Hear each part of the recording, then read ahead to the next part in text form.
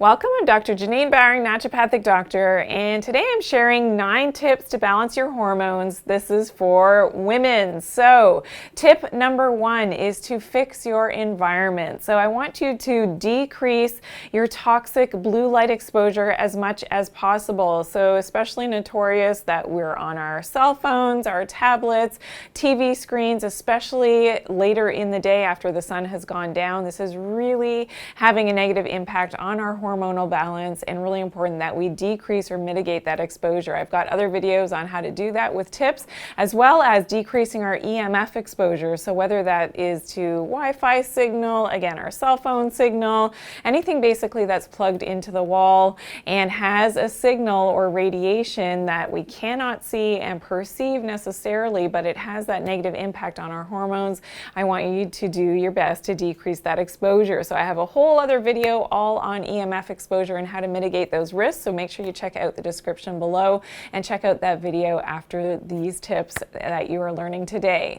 Now, tip number 2 is to fix your leptin resistance. So leptin is definitely related to a lot of female hormonal imbalance problems. So one study actually proved that the correlation with PCOS and high leptin levels is definitely a factor, and it showed here that higher leptin levels may be correlated with insulin resistance as well, metabolic disorder, infertility, and even cardiovascular disease risk in PCOS patients. So this is something that definitely, in terms of regulating leptin resistance, is something that I talk about at length in other videos. So make sure you check out those videos, as it is very much correlated to finding that balance with your female hormones. Now, when we talk about endometriosis, this has also been linked to leptin receptor function. And here we see that the leptin stimulates the growth of endometriotic epithelial cells. So that endometriosis and that increase in that endometrial tissue cell growth is definitely related to those higher leptin levels and leptin resistance. So it's really important. I have tips how to fix your leptin resistance. We'll put the link in the description to that video so you can help yourself. Okay, tip number 3 is to do a castor oil pack. So this is something that you can do ideally at least for 45 minutes, 3 times a week, to really help to increase that lymphatic flow in the gut tissue, as well as helping with the detoxification of the internal organs. So I want you to put that pack right over your liver, so your entire abdomen. This is especially important for PCOS sufferers, and if you've got pain and inflammation, scar tissue from endometriosis as well, you're going to make a big pack to cover your entire pelvic area and your abdomen, covering your liver as well, which is under your right rib cage. Really important. So check out my video on how to do the castor oil pack, but ideally, again, you're going to do this for 45 minutes, 3 times a week at minimum, to really help with your symptomatology, but cleaning up and doing a part of a detox as well for your pelvic organs. Okay, tip number 4 is Mother Nature's prescription. So this means getting outside into Mother Nature, moving, exercising as much as you can in the fresh air, and doing this regularly. Also getting natural sunlight exposure, especially early morning sun, is very important to wake up your brain and to even help with your sleep later in the day. Also grounding, so getting out onto the earth with your bare feet, bare hands, and doing that as much as you can to bring in those healing electrons from the earth's surface to really help to find that balance in your hormones as well. Also, drinking high quality water is very important. Again, and getting enough of it on a daily basis is important, as well as getting fresh air. So you want to do your best, even if you live in the big city with a lot of city pollution, do your best on weekends to get out into the woods, into the greenery. You want to breathe in that fresh oxygen. It will go a long way for helping with your own body's detox mechanisms. Okay, tip number 9 is coming up, so make sure you're staying tuned. That's my favorite tip, as you know, and it has to do with the mind-body connection and something that you haven't heard, but let's continue here with tip number 5 is to avoid certain foods. So you don't want to overdo it with caffeine, because too much caffeine actually depletes our magnesium, and magnesium deficiency is definitely related to a lot of symptoms associated with hormonal imbalance for women. Also, you want to decrease your sugar. So again, too much sugar, this is related to leptin resistance and insulin resistance, and will really offset that balance in terms of, finding that balance with your estrogen and progesterone and your male hormones even estrogen as well, your testosterone. So limiting that sugar in the diet. I know this is difficult for a lot of people. I do have a video on sugar addiction if you want to go and check that out. If you're having difficulty really, decreasing your intake of sugar, especially the refined carbohydrates, the refined sugars are so much more addictive than, the healthy carbs that we get from fruits and vegetables. Also decreasing the inflammatory fats in our diet. So the polyunsaturated fatty acids in the form of vegetable oil, canola oil, corn oil are, amongst my least favorites in terms of ingestion. You definitely want to decrease those because they have a very inflammatory effect on your body. The trans fats as well from processed fats like margarine are equally as bad and inflammatory for your body. So make sure that you're decreasing those. Okay, tip number 6 is to make some great dietary changes. So of course, going, with lower carbohydrates, especially the refined carbs, eating more fresh fruits and vegetables, absolutely, and incorporating a high protein breakfast. This is something that I talked about in my leptin resistance show. So eating more protein for breakfast is really helpful at finding that proper circadian cycling and that proper rhythm for your own body's hormonal secretion throughout the day.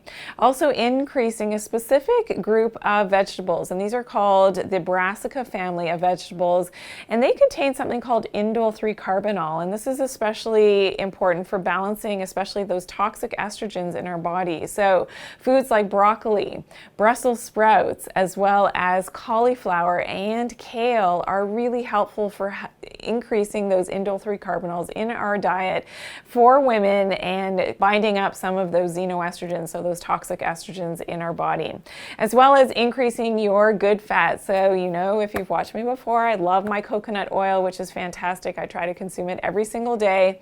And also DHA. So DHA comes from fatty fish, of course, getting the pristine environment fish, the smaller fish, but also, I do rely myself on a high quality DHA supplement that has been molecular distilled so that if there were any contaminant issues, which I know a lot of people have reservations about eating a lot of fish, that, that has been removed in that processing. So we'll be sure to put that link in the description as to great high quality DHA supplement that, of course, you can take as well.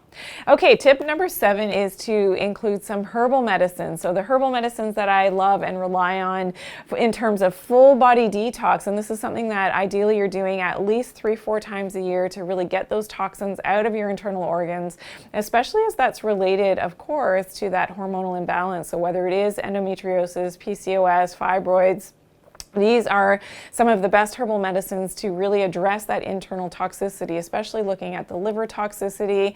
This is, great with dandelion root is fantastic for detoxing the liver, as well as milk thistle is one of my favorite herbal medicines to help with liver detoxification. Also making sure that we quench those free radicals in terms of heavy metal toxins out of the body. And this is why I love chlorella. And chlorella is a blue-green algae.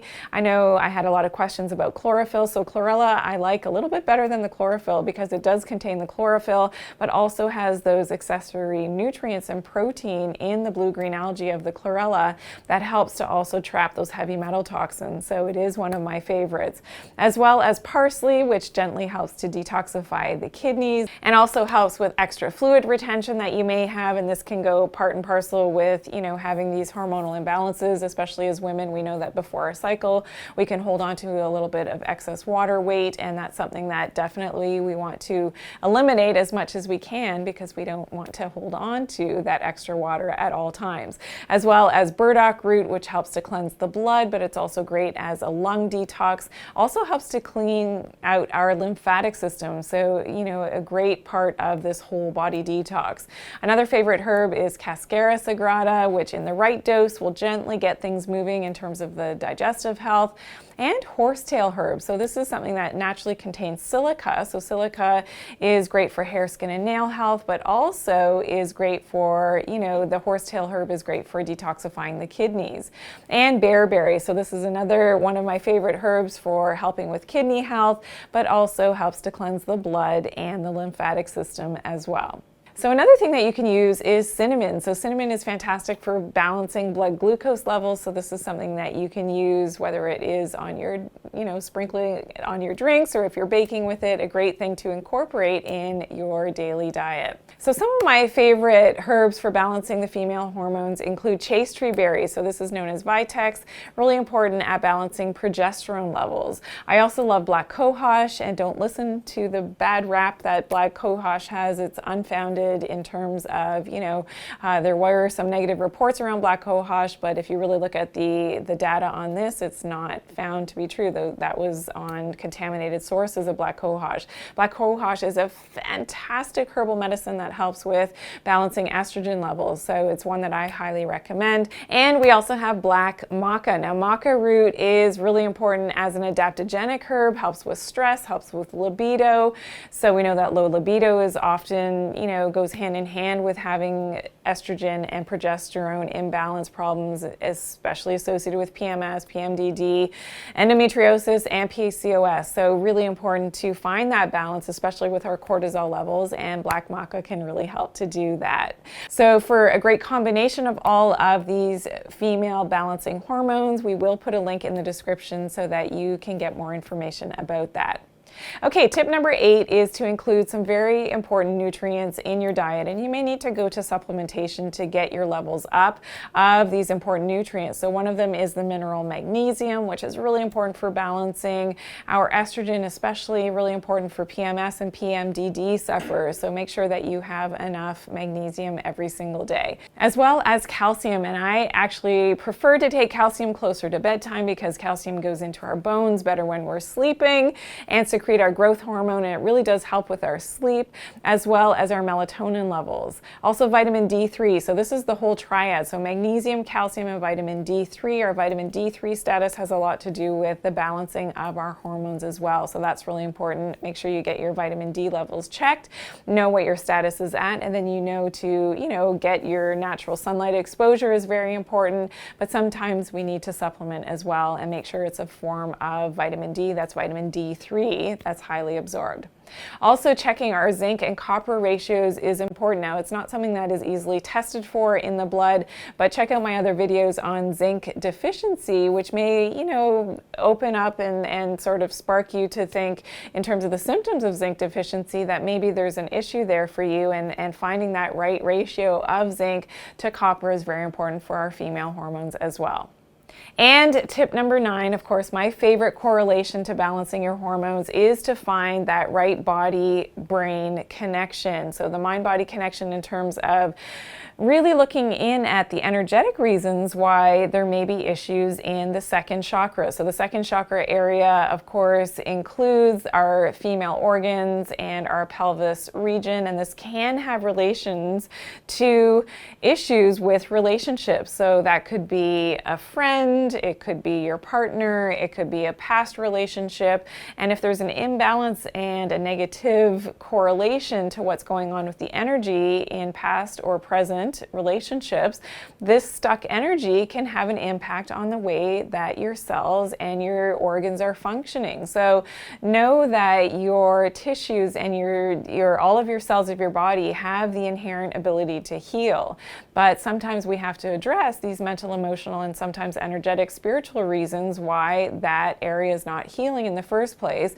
And that's why I really want you to tune into that and to have resolve and healing around that stuck energy in this area, especially in the second chakra. Now, I want to say that this can also have relations to financial issues. So definitely the second chakra is known, if it's blocked, so whether it's lack of finances, too many finances can be a problem too. Yes, some people do have that problem. So any type of financial stress can also be sitting as a block in the second chakra. So addressing this in a positive way, get that money flowing in a positive way, is definitely something that you may need to address as well in order to overcome any of these hormonal imbalances and manifestations that you have in the second chakra as it's related to your female hormones. And another thing I just want to say to all of you women out there, don't suffer in silence. If you are in fact suffering with any of the hormonal imbalance, issues that I've discussed, whether in this episode or in previous episodes, please advocate for your own body, advocate for your own health, and do whatever you can to find those resolutions for yourself. You deserve to live your best life ever and do it in a natural and a healthy way. So those were my 9 tips to help to balance your hormones, and especially your female hormones. So I hope that those tips really did help you today. I hope that you have some questions, some comments. I would love to hear from you. So please don't be afraid to reach out to me, and I'm definitely here for you. Also, be sure to share this video with someone that you know will definitely benefit from this information that I shared. Please give me a big thumbs up as well. I truly appreciate all of your great feedback. And if you're new to my channel, welcome in. I hope that you subscribe and you turn on those post notifications by clicking that bell. And remember to always take good care of your health and do it naturally. Thanks for joining me today.